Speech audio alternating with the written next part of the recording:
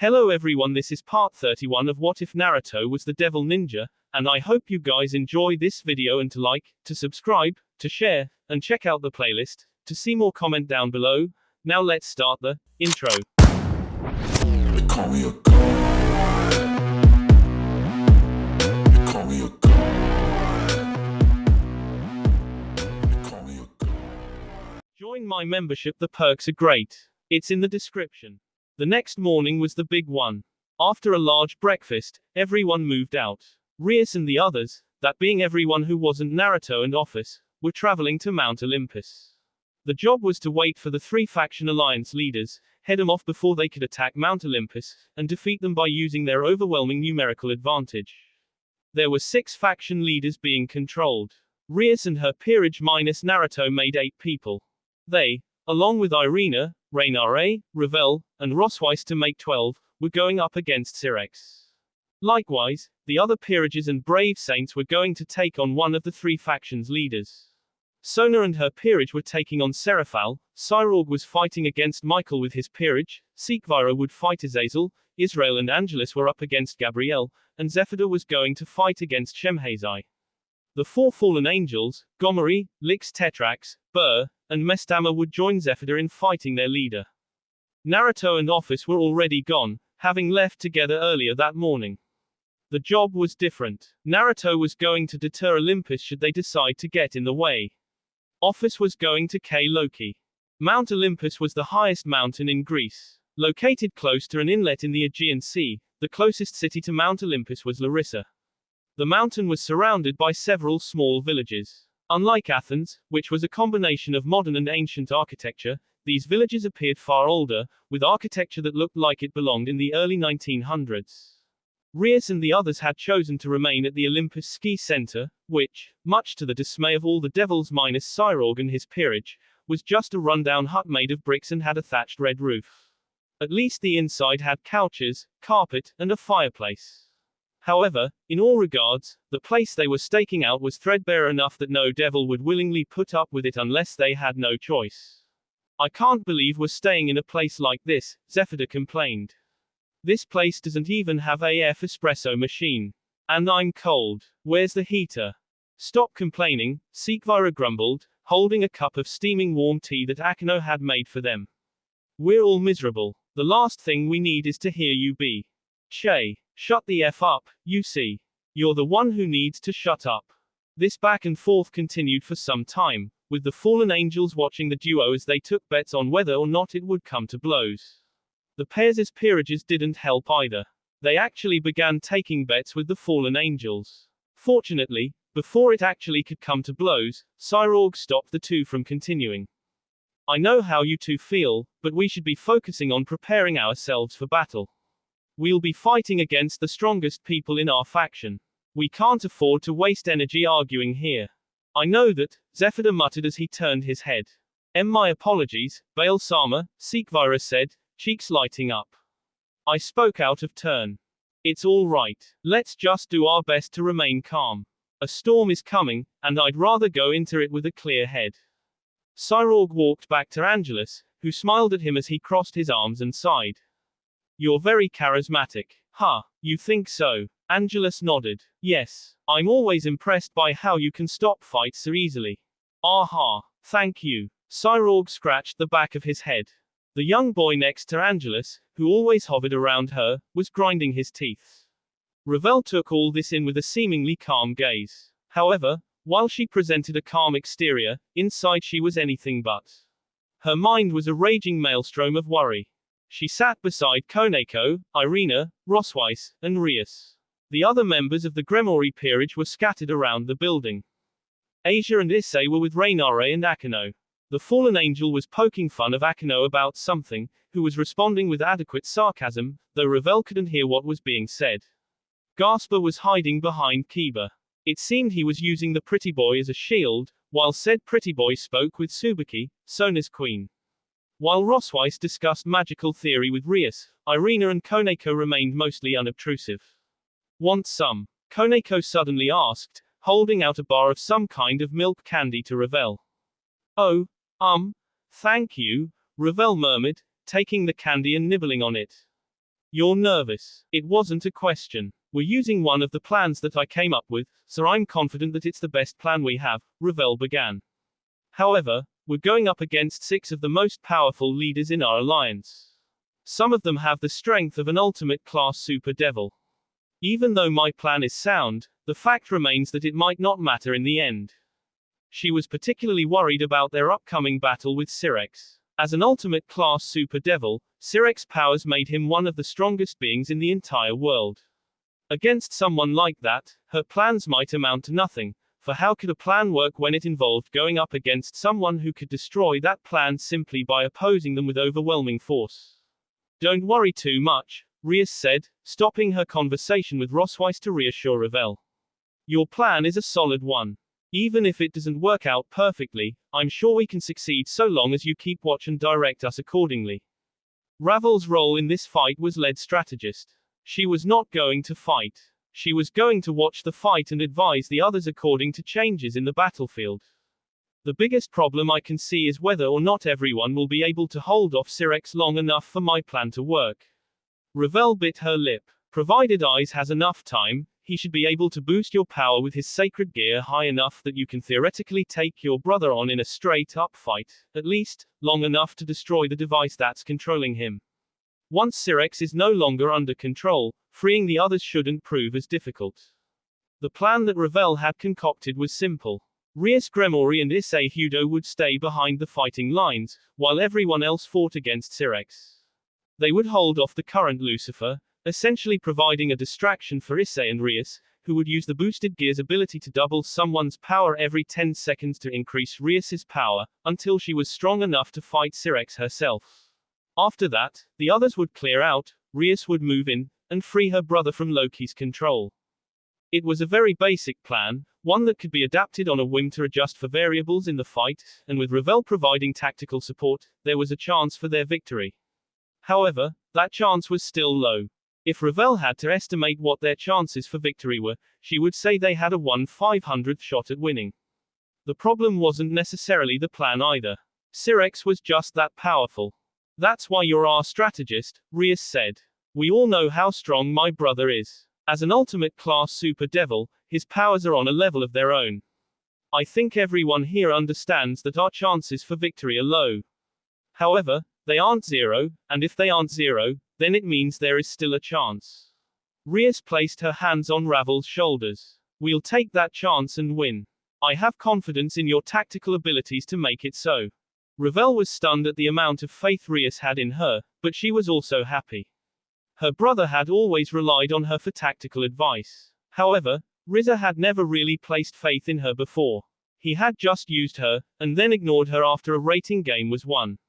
Rias was stating, unequivocally, that she had faith in Ravel's abilities. Wiping her eyes, Ravel gave Rias her best smile. Yes, I won't let you down.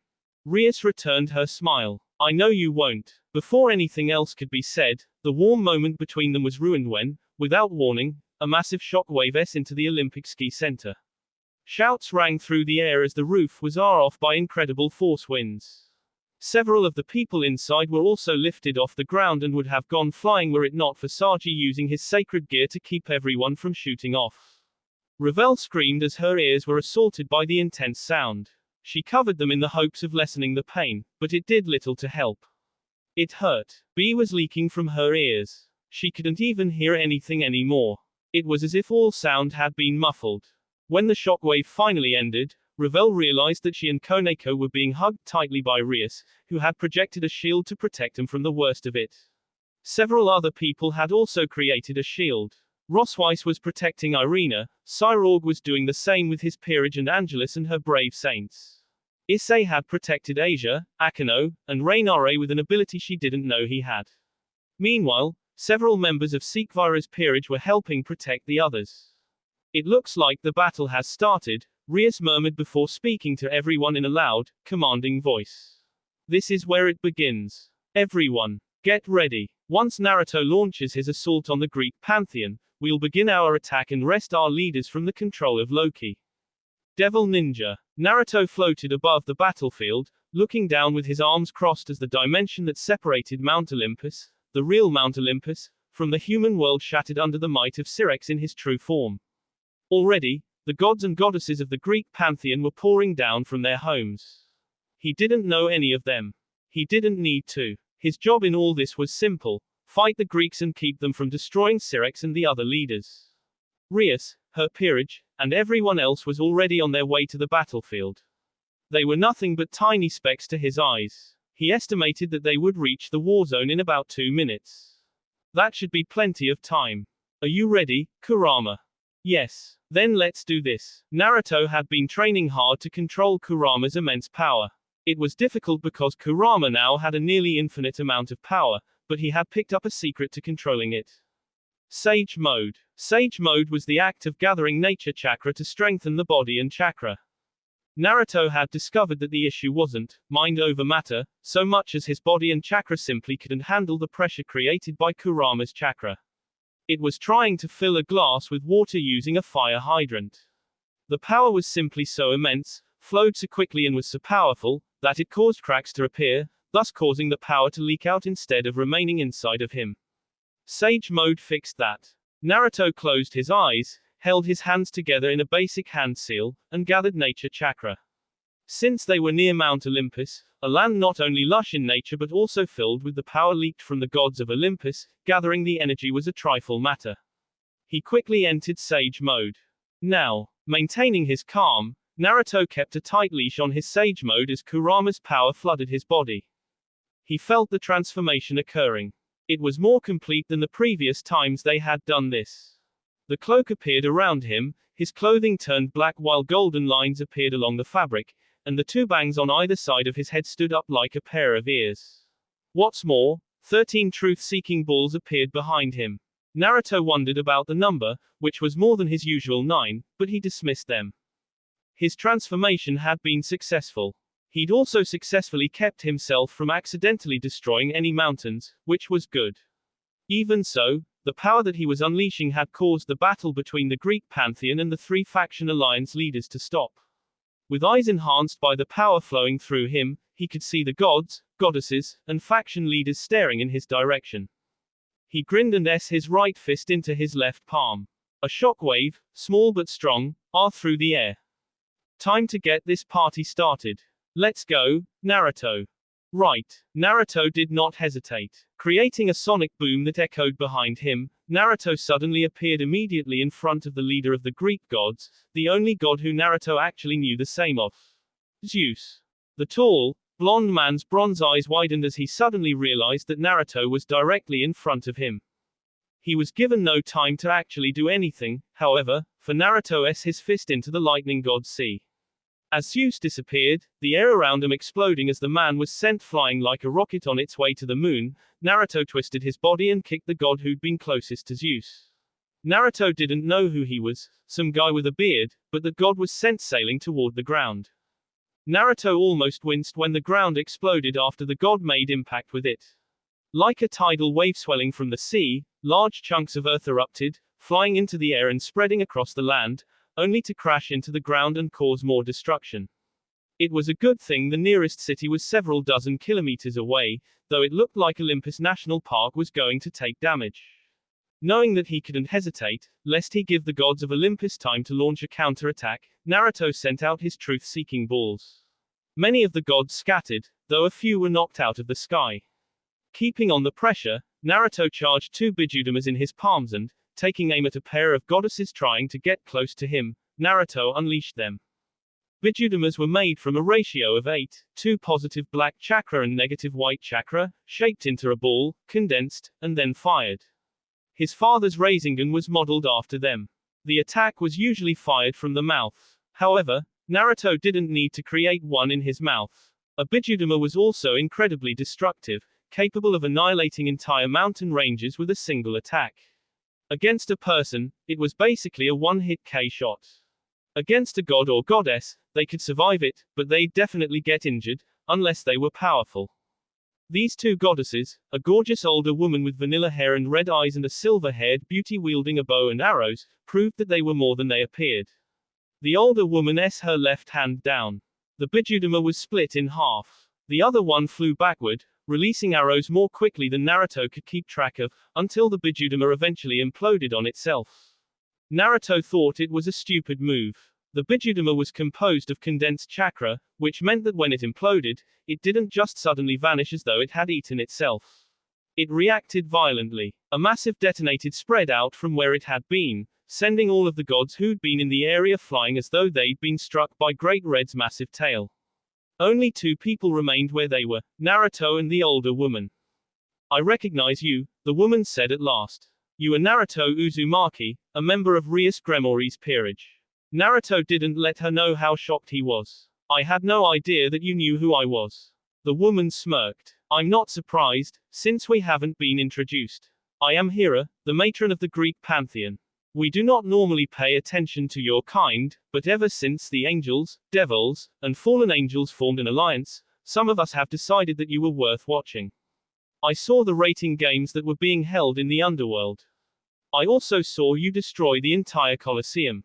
Naruto blushed. That wasn't on purpose. Perhaps not, but your power, in particular, has left many of us wary.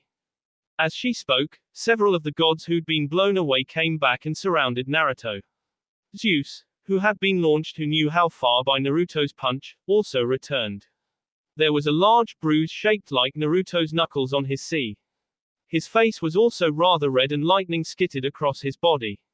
He seemed upset, though Naruto couldn't fathom why. I'm guessing you're here to save your comrades who have attacked us, Hera continued.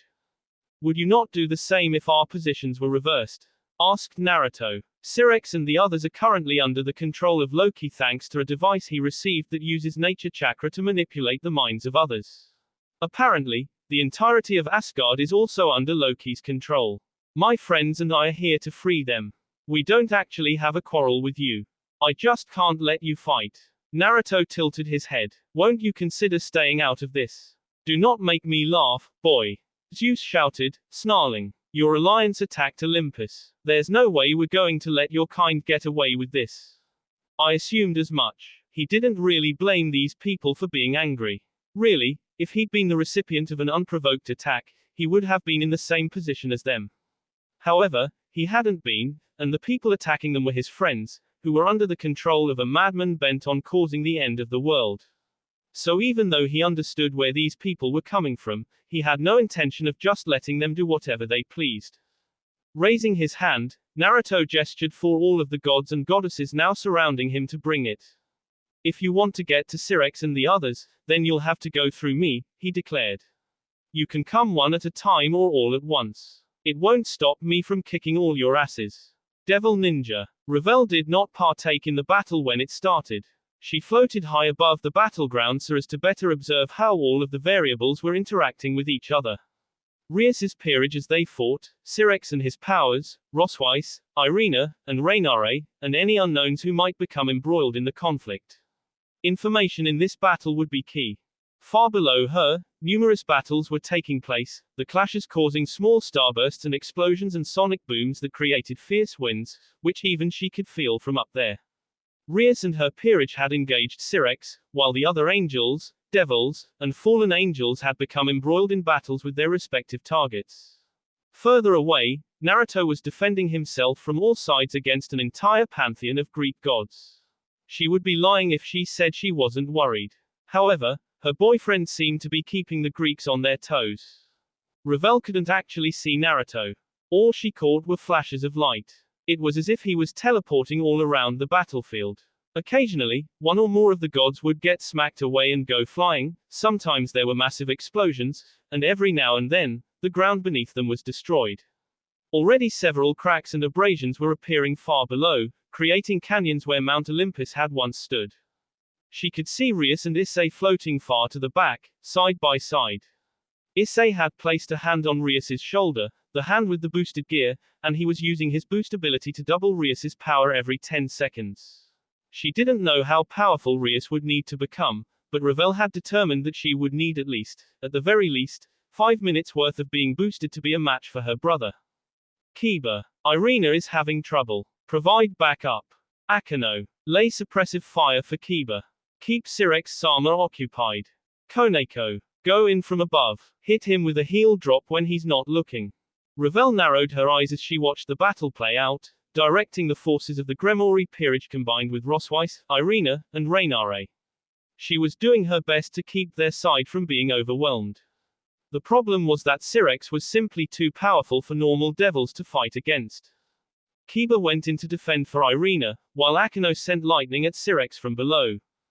The lightning was blocked. Kiba's sword was also destroyed when it came into contact with Syrex's powers of destruction. Before he could pull back, Kiba's hand was likewise reduced to subatomic particles. As he screamed in shock and pain, Koneko came in from above, descending like a missile on Syrex's head. Her hand was blocked by his forearm, but her strength was such that he was launched toward the ground. They had maybe half a second's reprieve. Asia, heal Kiba. Gasper, stop Syrex Sama's left hand. Raynare, use your light spears to distract him. It wasn't long before Syrex flew back up to engage them again.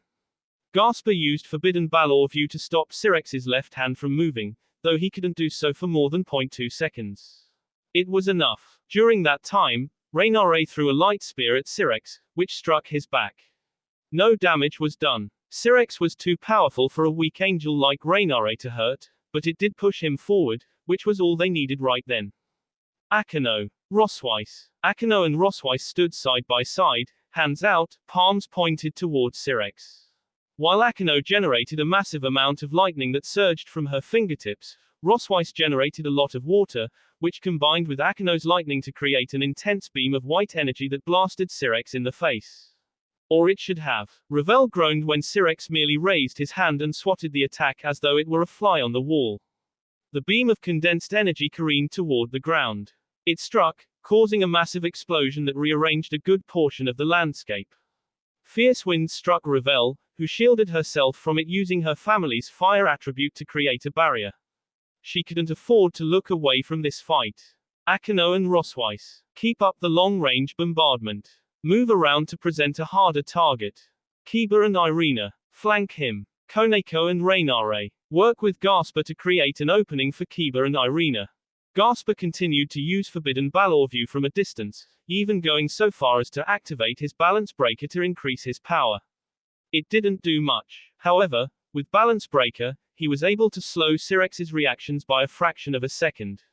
Sometimes, a fraction of a second was all a person needed. Koneko S into Syrex first. She struck him in the face with both feet. A sonic boom echoed like a thunderclap as the Super Devil was sent flying, right into Raynare, who S-ed him with her light spear. The spear, sadly, didn't do anything, and Syrex merely swiped his hand and used his powers of destruction to see Raynare's arm off. Asia, heal her. While Raynare fell, Asia used her newly awakened ability to heal from a distance to restore Raynare's arm.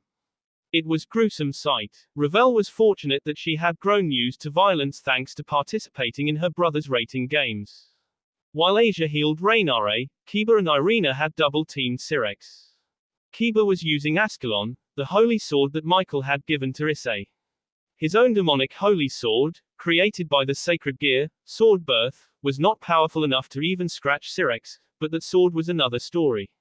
Meanwhile, Irina used Excalibur Mimic to attack. Sadly, Excalibur Mimic was only a small piece of the true Excalibur and therefore not very powerful. Syrex didn't even get injured by it, and Irina was nearly K when Syrex rained his powers of destruction on her. Irina moved out of the way before S, but the attack annihilated half of her face and a good portion of her left wing. Syrex then turned on Kiba, but Ravel directed Rosweiss to activate a shield that adequately saved him, while Akeno sent more lightning at the current Lucifer to create a distraction. Asia, Irina needs you. As Asia began to heal Irina, Ravel bit her teeth in frustration. This battle had only gone on for 30 seconds, and they were already being pummeled. Those 5 minutes felt further away than ever. Devil Ninja. Cyborg and his peerage were fighting against Michael. It had been determined that they would fight Michael because he was the second strongest among the 3 faction leaders. Fortunately, they only had to contend with Michael. It made things a lot easier. While Michael was said to wield powers akin to a super devil, was an expert in magic, and knew more light magic than most others, Cyborg was confident that he and his peerage could keep this man occupied. Cyborg did not inherit the Bale clan's powers of destruction like his cousin Rias had. To that end, he had trained his body to surpass every physical limit that most people, be they devil or human, placed on themselves. It was this physical strength that earned him the lure of the strongest youth. His body was both extremely durable and incredibly powerful. He used those to his advantage in this fight. Cyrorg had already equipped Regulus, the Nemean lion that had been sealed inside of the Longinus Regulus Nemea.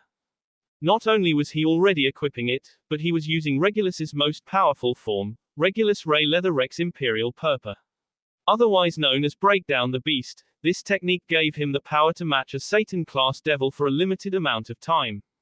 Considering he was going up against the Archangel Michael, he thought it a prudent decision.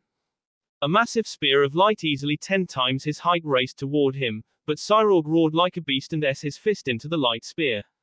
He gnashed his teeth together, strained his limbs, and then shattered the attack, which sent streaks of light in every direction. His fist was smoking. So even in this form, I'm still no match for Michael.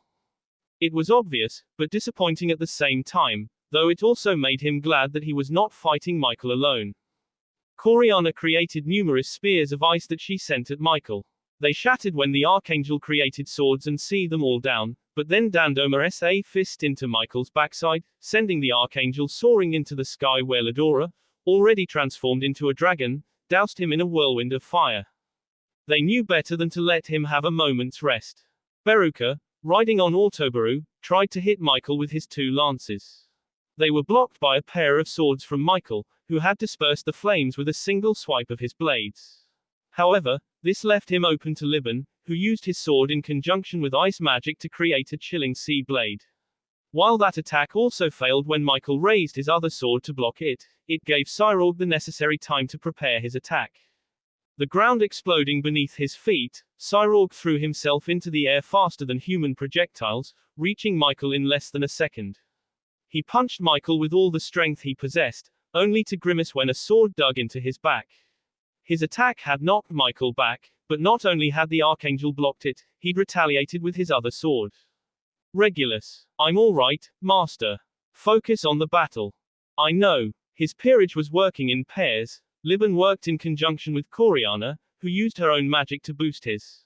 While he couldn't get close to hurting Michael, his swords were now strong enough that they actually froze over the light swords that the Archangel was using. Before their foe had time to recover, Kuasha, his queen, used her power of hold to create a portal that sucked up Michael's swords and sent them back at him. The bladed weapons didn't pierce him, but they knocked him into Ladora's twin spear attack. Cyrorg waited and watched, his eyes on the device attached to Michael's N. All he needed to do was destroy that device.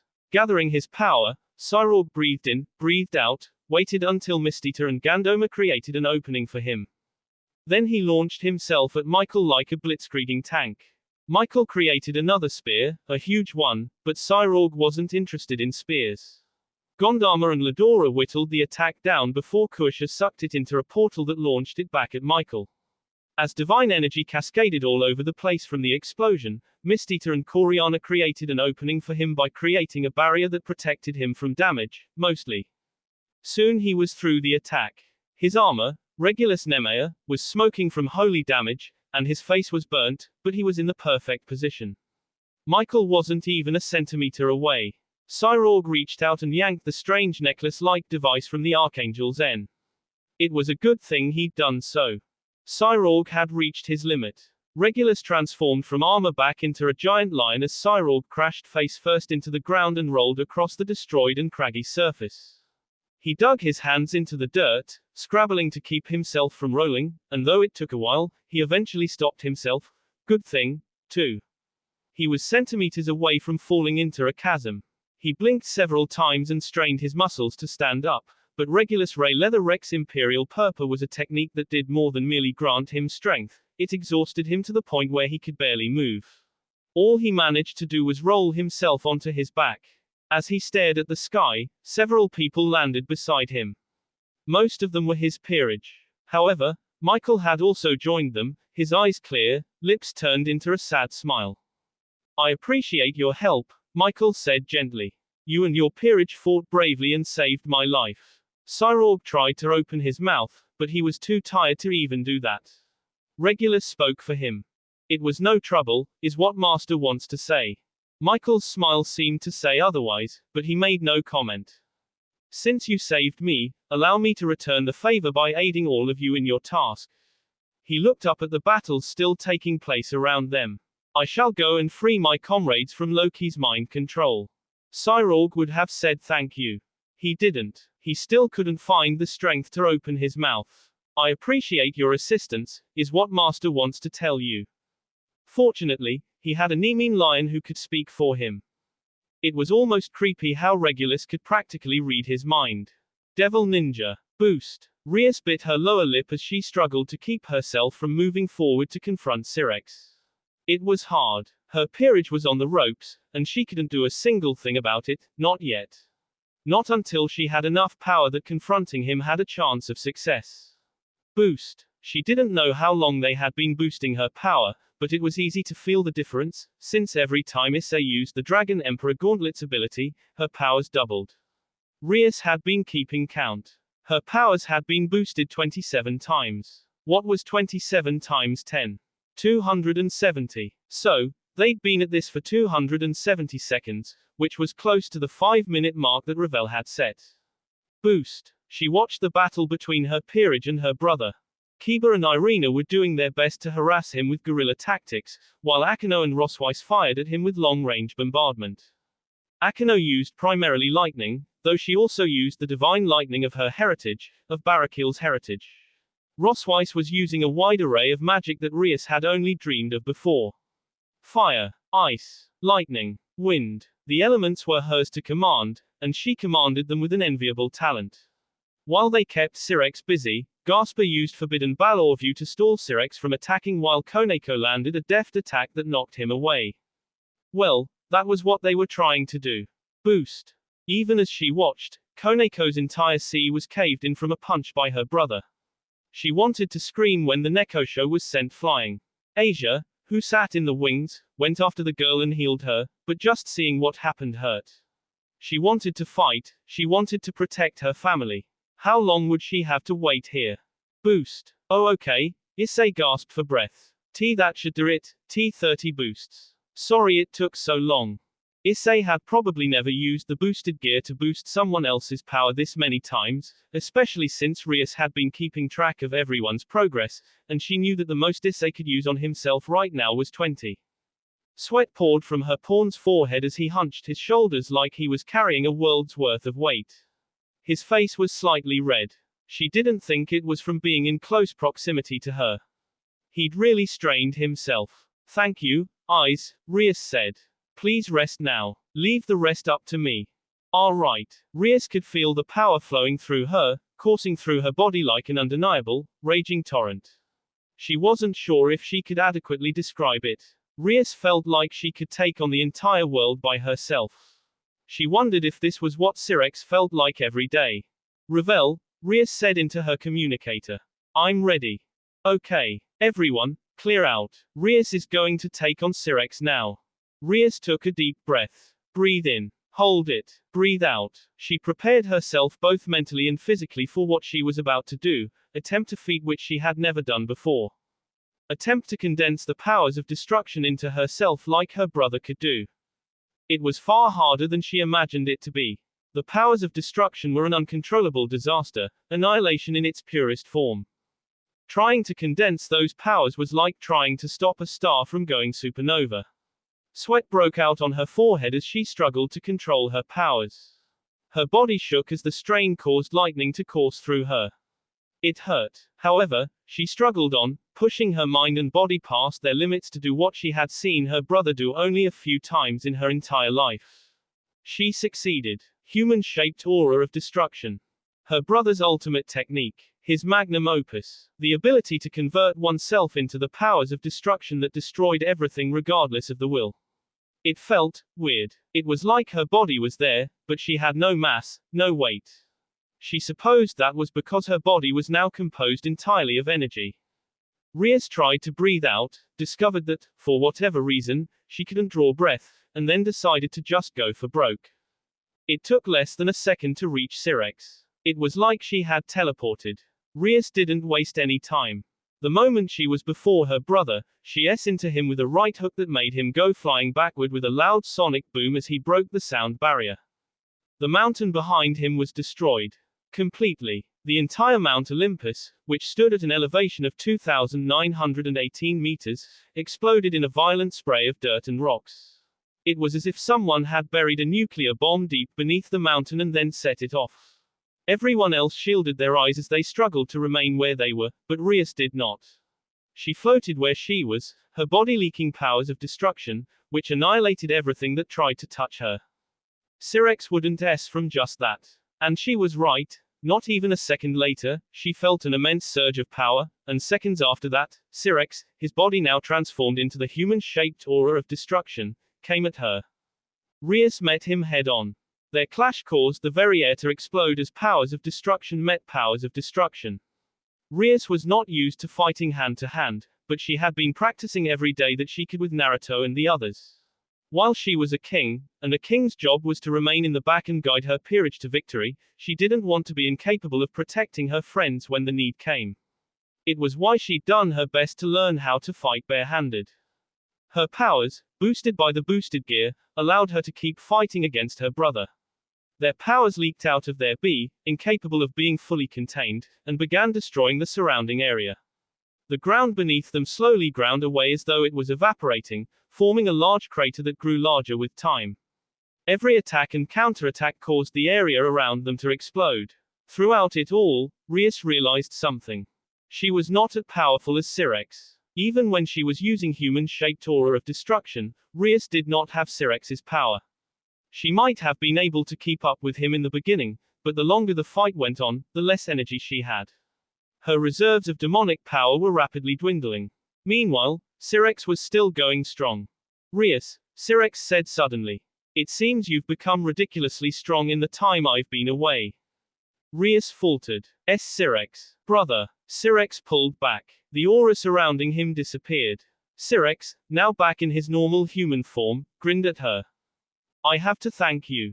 If you hadn't begun using the powers of destruction like that, I wouldn't have been able to break free of that mind control device.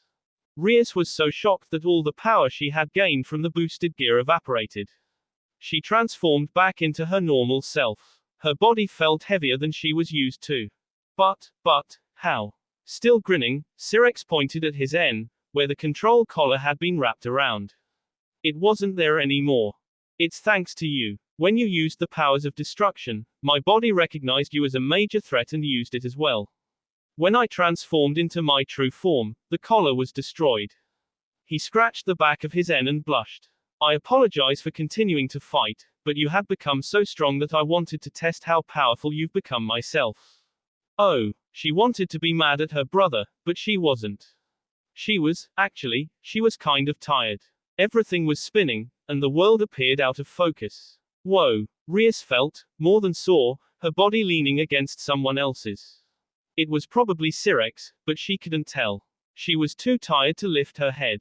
I guess you're not used to using the powers of destruction like that, Syrinx said in her ear. Once we get home, I'll train you. Rias would have told him that she was only able to transform like that because Issei had boosted her powers, but she was too tired. A shockwave suddenly through the air. That aura, is that Naruto? Syrinx asked. Probably, Riza said. Holy s. I knew he was powerful, but I didn't know he was that powerful. And wait, why the hell is he taking on the Greek pantheon by himself?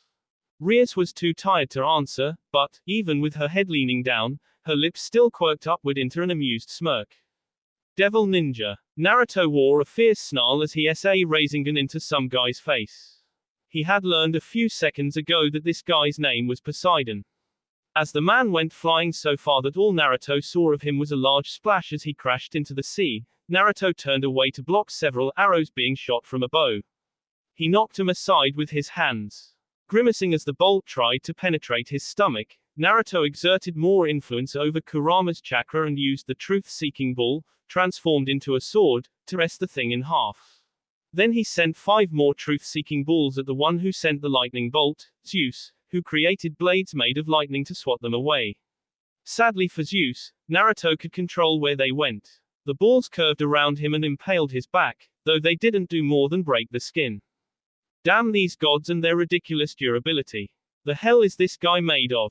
Naruto had no time to contemplate that as someone with teleporting abilities like his father appeared before him.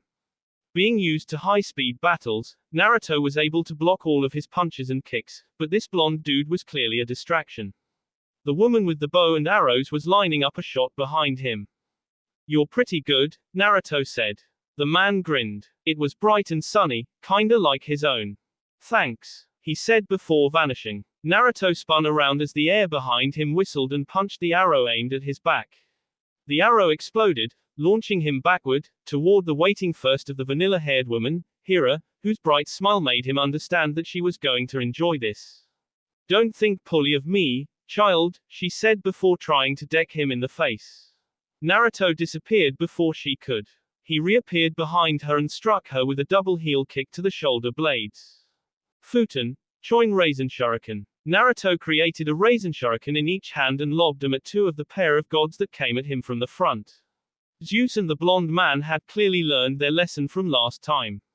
They dodged, though it didn't stop the blonde one, Apollo, from getting sucked into his attack, which exploded the moment he touched one of the blades, creating a giant sphere of compressed wind blades that see into the man. Zeus avoided it by destroying the Raisin Shuriken with a lightning bolt. Naruto cursed. "Naruto, what is it? I'm kinda busy." Naruto flew above another lightning bolt that Zeus sent his way. He frowned when his feet tingled with electric jolts. His cloak should have protected him from that. "You're running out of chakra." "What do you mean? Like, I'm running out?" "No. Your chakra is being siphoned off. Your reserves are shrinking." "They're what?" Naruto was so shocked by what Kurama had said that he couldn't avoid the punch from Hira. A loud crack rang across the battlefield, which Naruto could have sworn were his ribs breaking. The world around him suddenly blurred as his lungs were deprived of oxygen. Pain struck him before he could even blink, and when he came to, he was lying in a crater and Kurama was shouting nonsense. "I don't know what's happening, but your chakra reserves are growing smaller. It's different from someone stealing your chakra. It's like the amount that you have at your disposal is shrinking."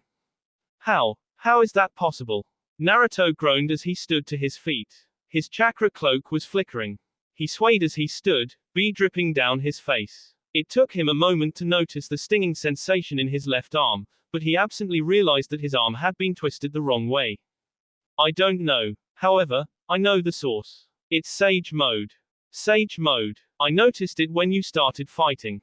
Your chakra began shrinking. I thought it was just the natural chakra you lost while using chakra extensive techniques, but that's not it.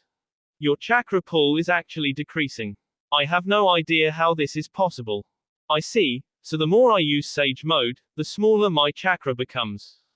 "Yes." Naruto frowned. He didn't understand how this was possible, but he was beginning to suspect that something had happened when he was thrown into this world that was causing these problems, or perhaps his mere existence was something that this world couldn't accommodate for. He didn't know. It wasn't like he had knowledge on interdimensional travel. This was also different from Kaguya's ability to create her own dimensions. Either way, Naruto was in a pickle. He was losing chakra. No, his capacity was shrinking. This meant that, eventually, he'd no longer be useful so long as he kept using Sage Mode. Damn. What should he do? "It looks like you are running low on power," Zeus said, landing in front of Naruto with the 9 other Greek gods that he'd been locked in combat with for who knew how long. "I still have enough left to kick your ass," Naruto snarked. "Arrogant prick. Calm down, dear," Hira said, raising a hand. "It's clear that he can no longer fight. He's just goading you." Zeus growled but said nothing. "What should we do now?" asked Poseidon. "Obviously, we should K him," Zeus said.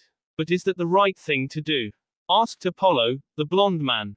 "I mean, he's just trying to protect his comrades. How does that excuse his actions, or their actions, for that matter?"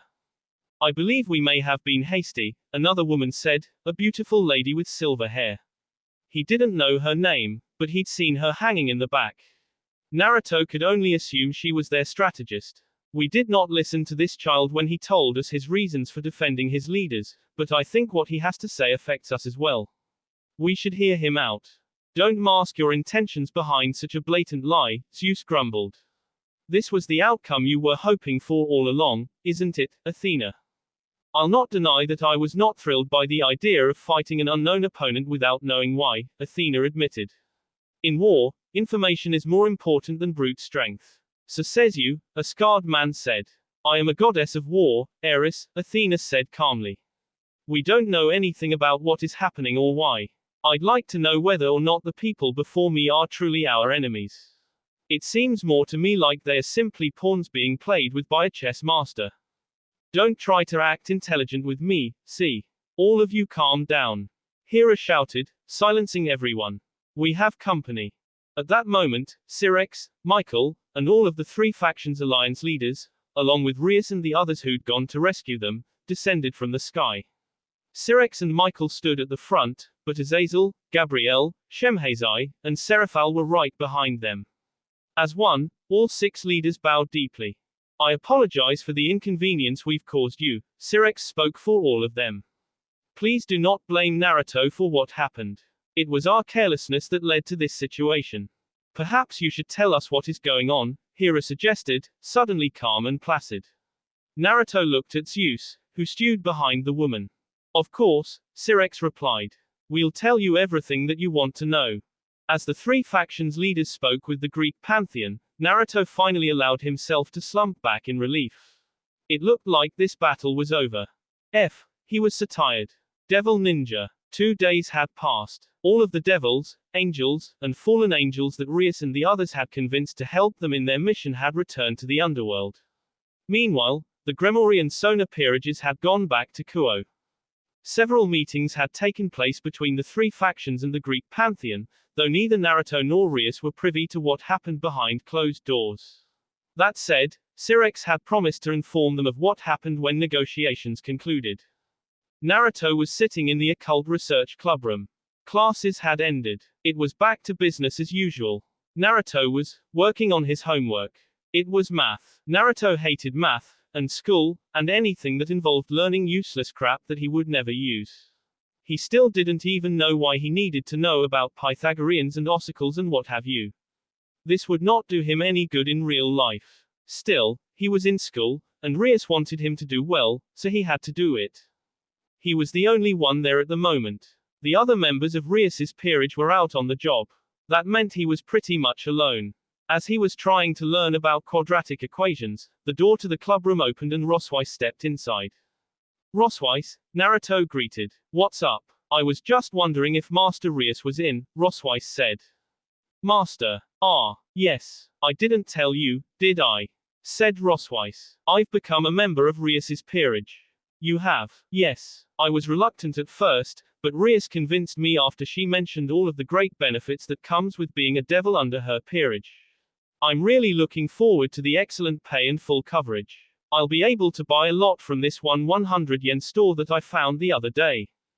Naruto wasn't really surprised that Rosweiss had become a member of Rheus's peerage, but he was shocked that it had happened so soon. Still, he thought it would be good for her. It was like a new lease on life. I'm happy for you. I know you'll fit in with us. Thank you. Rosweiss smiled, though that smile quickly left and was replaced with a frown. I hope you don't mind, but I wanted to ask, where is office? Naruto gave her a strained smile. Office is busy. Rosweiss tilted her head. Busy. Very busy, Naruto confirmed with a serious nod. Devil Ninja. Office frowned as she stepped out of a vortex of her own creation. The ability to travel through dimensions at will was one that only she and Great Red possessed. Well, there might have been a few others who could do the same thing, but they couldn't enter another dimension so easily, especially not one belonging to a different pantheon. The area that she appeared around was definitely Asgard, but it looked like a major battle had taken place there. Everything was destroyed. The buildings were wrecked, the mountains were gone, and there was a giant crater in the ground that must have been at least 100 meters deep. Office walked up to the lip of the crater. It was perfectly smooth. That must have been Syrinx's powers of destruction at work. This is an unexpected surprise, a voice said above her. It was Loki. Office, the Ouroboros dragon, to what do I owe the honor of your visit? Loki wasn't the only one present. There were several dozen people surrounding her, gods and goddesses of the Norse pantheon. All of them were bearing weapons, hammers and knives and swords and staves, which were clearly pointed at her with hostile intent. Office did not respond with words, for words were useless and not the reason she was there. If she wanted to exchange words with someone, then she would talk to Naruto and his friends. She actually liked them. Her first attack was launched at a man with red hair, a beard, and a hammer. It was aimed at the device on his N, which was destroyed. Sadly, her attack was still powerful enough that he was sent soaring into a mountain wall several dozen kilometers away. Office ignored him. The attack on the red one seemed to be the signal for the others to attack, for they came at her in mass, attacking from every conceivable direction and angle. Such an attack would have overwhelmed anyone else. No one else could have survived such a situation. But she was not just anyone. Office unleashed her power, an explosion of energy that forced everyone away from her, sending them all sailing through the sky like ragdolls. Office then launched her snakes at everyone present. Each snake latched onto someone, biting the device on their end and injecting he powers into them, destroying them with ease. All of the gods and goddesses around her were unconscious now. They must have been under that control device for a long time. The device put a huge mental strain on people because it forced their mind into submission and made them obey the will of the person who the device was attuned to. Office didn't really know how the device worked, exactly, but everything she knew, she had learned from Naruto, who also didn't know everything about them. He did say something about nature chakra, but Office didn't know much about nature chakra either. I see now why people call you the Ouroboros dragon and the Infinity Dragon God. Your powers truly are extraordinary. Loki paused before extending a hand toward her. Why don't you join me? I could use the help of someone with your power. Office didn't even need a second to answer that question. She launched a massive column of black energy at Loki, who evaded the attack. She frowned. It looked like she would have to use something stronger. Come now, Office, Loki began. Can't we be civilized about this? I have nothing to say to you, Office said. She sent another blast of power at Loki, who, again, evaded the attack with ease. That's a pity, Loki said. Having the Ouroboros dragon on my side would have made reaching my goals easier. Don't care. Loki was definitely a slippery opponent. She had been firing her attacks almost non-stop now, but he was still evading every attack that came at him. Office could have used a more powerful attack, but that would have meant destroying Asgard, which would have also meant everyone there. In most circumstances, Office wouldn't have cared about something like who she but she knew that Naruto didn't want any unnecessary B. It looked like she would have to get creative. She sighed. How bothersome.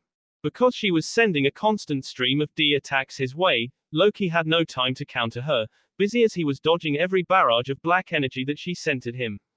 She kept him busy with that. Meanwhile, she discreetly sent several snakes into the ground, which she had crawled beneath the surface. Once she had positioned them where she wanted them, Office began herding Loki toward her snakes. Loki didn't seem to realize what he was doing. His face was suffused with red as he scrunched it up in concentration. He was probably getting frustrated by his inability to counterattack. She sent several beams over his head, which came so close to hitting him that they grazed his hair. Office frowned. He was too quick for her slow attacks to hit. She could have probably taken him out in hand-to-hand combat, but she didn't actually know how to fight barehanded. Perhaps she should ask Naruto to teach her when she returned home. Home. Even as she continued attacking, the thought that entered her mind surprised her. She was beginning to think of Naruto's home as her home. No, it was more like, wherever Naruto was, that was her home. How odd. When had she begun to truly think of that boy's lap as the place where she belonged? Office realized that she was losing focus. Shaking her head, she turned her attention back to Loki, forcing him to the ground with a barrage of long-range firepower. Oddly, her attacks weren't spells. Office didn't know any true magic. She was just releasing her power in short bursts. Lower and lower Loki went, until, finally, his feet touched the ground. That was when Office had her snakes leap out from the ground and attack, sinking their fangs into Loki's thighs, calves, butt, and torso. The Asgardian screamed in surprise and pain. He struggled to pry him off, but the snakes were already doing damage. What is going on? What is this? Loki screamed as his body expanded like a balloon. You wanted power, didn't you? Asked Office. That's why I've decided to give you power. No. Loki screamed as his body continued swelling. His cheeks were now round and puffy. They reminded Office of a Jigglypuff. I didn't mean it like this. I don't want power like this. No. No. Cracks started appearing on Loki's body, spreading quickly as Office's power overwhelmed him. When Office gave people power, she normally only gave them a single snake, the reason being that a person, whether they were god or devil or human, could only hold one snake's worth of power without, well, exploding. Loki had 12 snakes latched onto him, and all of those snakes were injecting her energy into him. It was too much power for even a god to take. With one final wail of despair, Loki, trickster god of Norse mythology, exploded in a violent spray of energy. Office remained where she was as the explosion swept over her. A barrier appeared in front of her, protecting her vision as a shock wave rushed over the land, destroying everything in its wake. She didn't hesitate to place the gods and goddesses who'd been rendered unconscious under her protection, containing them within a bubble that kept them safe from her power. Sadly, Asgard was not so lucky. Office frowned as cracks appeared above her, tears in the dimension. Had she used too much power? Perhaps she should have only used 2 or 3 snakes. Well, it was too late to worry about that now.